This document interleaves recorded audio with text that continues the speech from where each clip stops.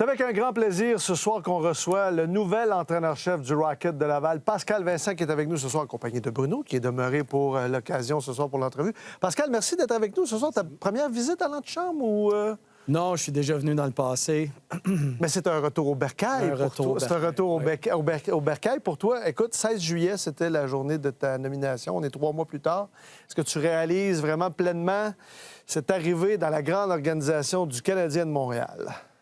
Bien, en fait, lorsque je suis arrivé à Montréal, j'ai rencontré des gens, mais quand le camp des recrues a commencé, là, je suis vraiment entré dans le bain. Puis à ce moment-là, j'ai réalisé là, un peu plus la grandeur de... Qu'est-ce qui t'a frappé le plus? La qualité des gens, ouais. Je dirais. Je connaissais le prestige de l'organisation.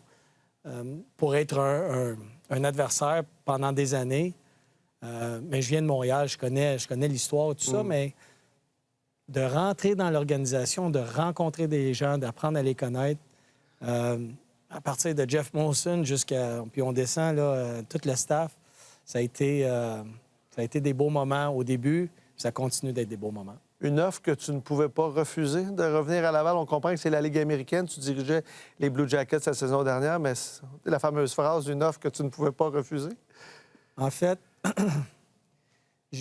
mon plan, c'était pas de revenir dans la Ligue américaine. Par contre, on ne choisit pas tout le temps ça. Mais j'aurais pu attendre parce qu'il me restait un an de contrat avec, Columbus. Mais lorsque Montréal a appelé, je dois t'avouer que ça s'est fait relativement vite. Oui. Ouais. Bien, moi, je voulais savoir parce que quand tu es arrivé, c'est des situations quand même particulières. Les adjoints étaient là. C'était un morceau, Jean-François qui a quitté. Toi, tu arrives, il y a un parachute qui arrive là avec des gens qui étaient déjà en place. Comment ça s'est fait, cette transition-là? Puis est-ce que tu avais des points de contact ou des connaissances avec les gars qui étaient là? Bien, écoute, Dan Jacob, je le connaissais un peu. C'est un Québécois, c'est un petit monde, le monde du hockey, mais je le connaissais juste pour avoir eu quelques conversations avec lui. Mais Martin Laperrière, on a travaillé ensemble il y a 30 ans au Midget 3A, je l'avais engagé.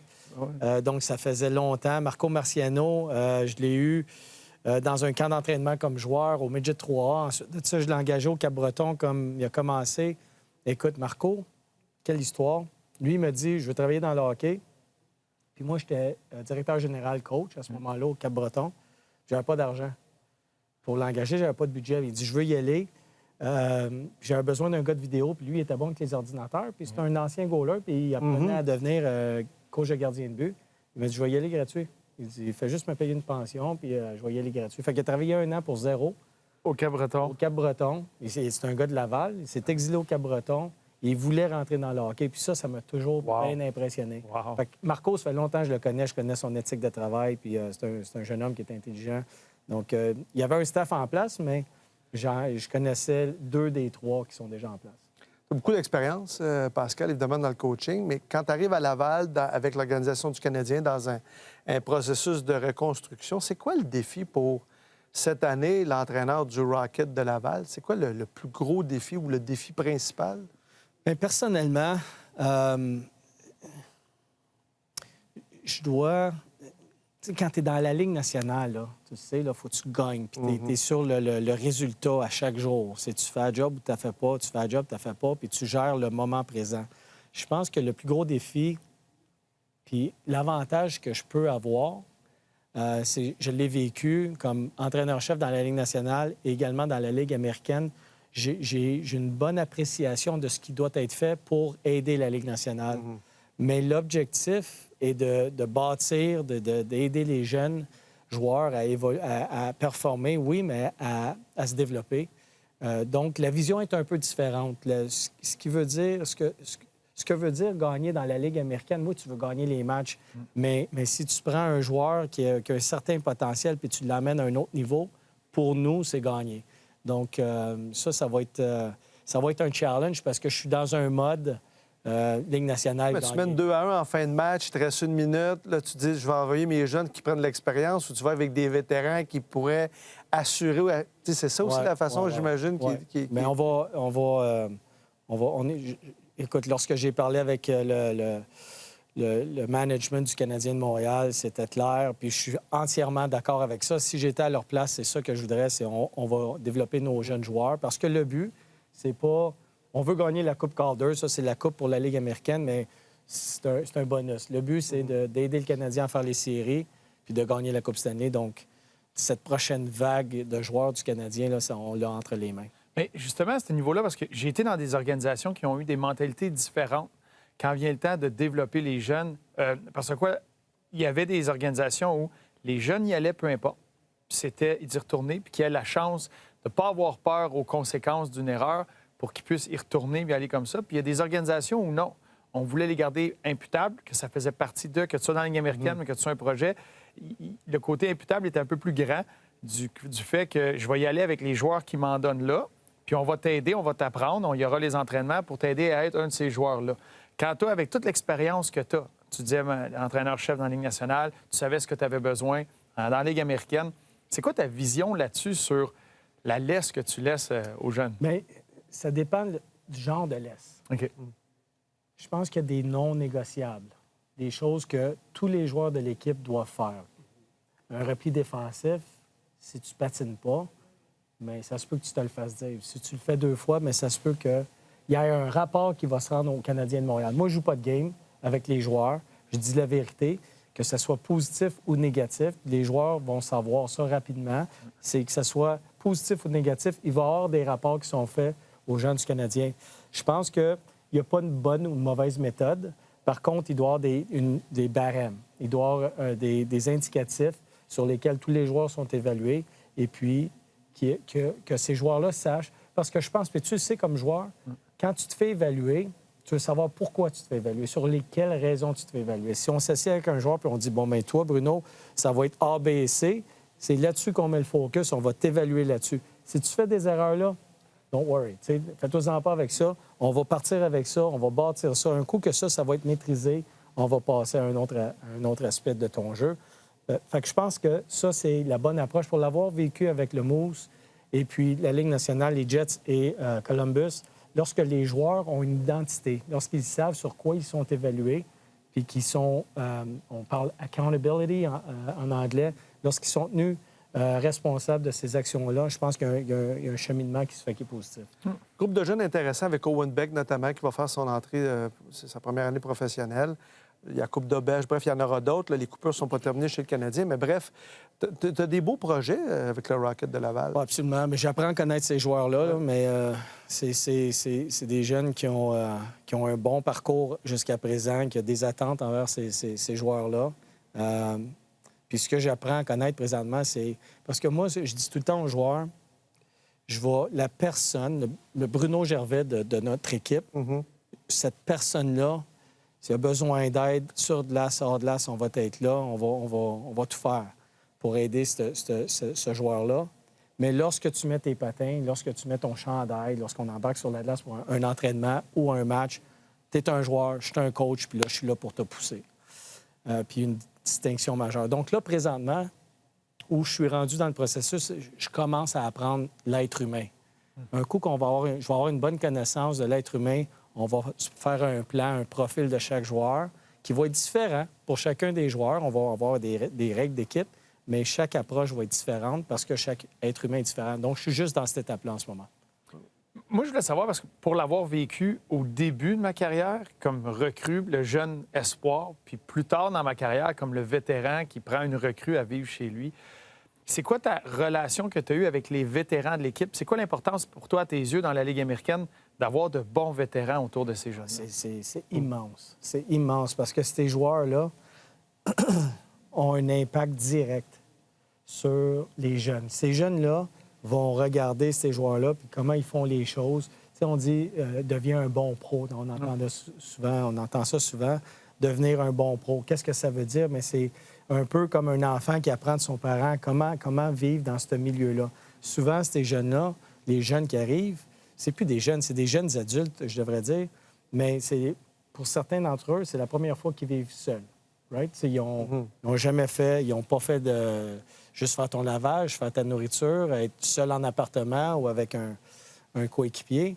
il y a beaucoup de premières choses, des attentes, d'être payé un salaire raisonnable dans la Ligue américaine, un salaire qui est quand même très respectable, puis de manager ton argent. Donc, il y a beaucoup d'aspects qui font en sorte que lorsque tu as des bons vétérans qui disent « Hey, OK, on va faire ça demain, je vais t'emmener souper, on va apprendre. » Nous autres, avec le Canadien, on a une nutritionniste qui fait un job incroyable avec les joueurs, puis elle a une importance majeure, mais les vétérans, non seulement sur l'aspect d'influence positive, puis ça peut être négatif si tu n'as pas des bons vétérans, puis ça peut ruiner la carrière d'un jeune, mais également sur la préparation, puis de comprendre l'esprit d'équipe. Souvent, ces vétérans-là étaient les jeunes espoirs à un moment donné.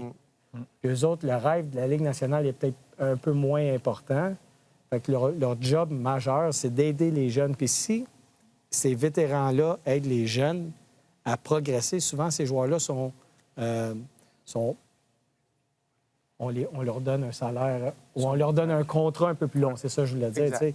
Fait que ça devient des joueurs d'organisation un peu plus qu'autre chose. Donc, importance majeure pour moi, les vétérans d'une équipe de la Ligue américaine. Pascal, tu as dirigé Patrick Laine l'an dernier à Columbus. Cette année, avec le Canadien, c'est vraiment dommage ce qui lui arrive, cette blessure qui va le laisser à l'écart de 2 à 3 mois, pas d'opération. Mais Pascal, tu es en mesure de nous dire qu'il était dans des bonnes dispositions en arrivant à Montréal ici. Là. Il y avait des bonnes intentions pour repartir la machine. Oui, écoute, je connais Patrick depuis que 18 ans, en fait. Puis j'ai vu un jeune à cette époque-là qui était excité de s'en venir dans la Ligue nationale, avoir un impact. Puis cette année-là, mais je pense qu'il a marqué 40 buts. Sa première année à 18 ans. Je pense, c'est 40 buts. Puis j'ai appris à le connaître au fil des années, puis on a appris à se connaître, puis on a une très bonne relation. Puis en fait, on s'agaçait, là. Si j'étais à Winnipeg, il s'en vient à Winnipeg. Il s'en va à Columbus, je m'en vais à Columbus. Je m'en viens à Montréal, il s'en vient à Montréal. Mais lorsque l'échange s'est fait, lorsque ça a été annoncé, j'ai appelé Patrick. Ça faisait longtemps que je n'avais pas entendu dans sa voix l'excitation qu'il y avait. Puis une des choses qu'il me dit, qui était intéressante, puis qui m'a excité moi aussi, c'était « Je suis content de revenir au Canada, jouer devant un marché de hockey. » Donc ça, il était vraiment excité. Je pense que physiquement, bon, il a juste joué 18 matchs l'an passé. Il y avait encore du travail à faire. Puis on le voyait au début du camp. Puis, je connais le joueur à son plein potentiel. Je disais, soyons patients un petit peu, là, il s'en vient. Parce qu'il a tellement de talent. Et mentalement, la saison passée, c'est difficile pour lui. Une commotion cérébrale après 4 matchs, ça a été tough. Donc, mais là, je voyais le Patrick que j'avais connu à 18 ans. L'excitation, puis de vouloir avoir un impact. Écoute, il est vraiment content d'être ici. Ça, je peux vous le garantir. Bruno, y avait-tu quelque chose où je peux enchaîner sur Vas-y, Lane Hutson? Moi, je veux t'entendre sur Lane Hutson au camp des recrues, tu l'as vu. Puis les amateurs, les gens qui nous regardent, Lane Hutson en met plein la vue. Spectaculaire, partout sur la glace. Oui, il y a des revirements de temps en temps, mais bon, ça fait partie du joueur. Quand tu l'as vu, toi, quelle marque il t'a laissé? Quelle impression il t'a donné?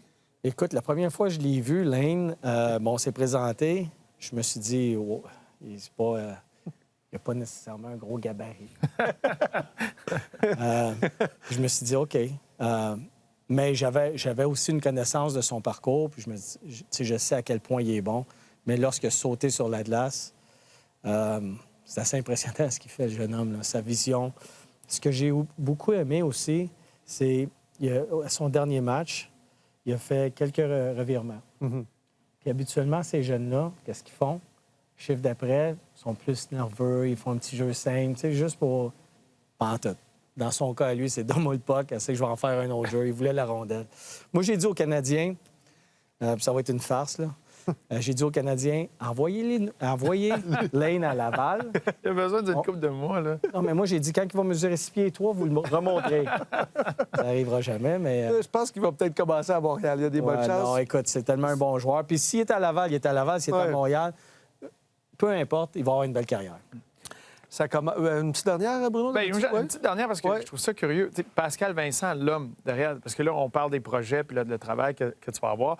Venez jouer à Montréal, le téléphone sonnait tout le temps 3 fois plus. Puis, mais au moins, c'était une période de temps. Puis moi, en tout cas, comme joueur, j'avais l'impression, quand je sortais de Montréal, je fais... Attends, on va retrouver un peu de stabilité. C'est tellement vrai. Ah ouais. Mais pour toi, tu es à Winnipeg, tu es à Columbus.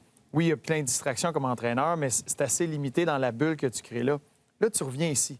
Est-ce que c'est un défi pour toi de gérer l'extra des distractions qu'il y a de famille, amis, d'être au bercail ou d'être entraîneur, puis tu as eu le temps, tu as géré ça, tu as tout coché, tu as tout bien pour le placer pour le début de la C'est une saison? bonne question. Tu as tellement raison. Lorsque tu viens comme visiteur, là, c'est essoufflant. Ça va vite. Un 24 heures ici est très demandant. Écoute, c'est Très vraiment demandant. très Là, tu vas avoir parce le que- temps. Là. Parce que tout le monde Ouais. veut Ouais. un petit morceau. Je dirais que c'est moins intense OK. maintenant.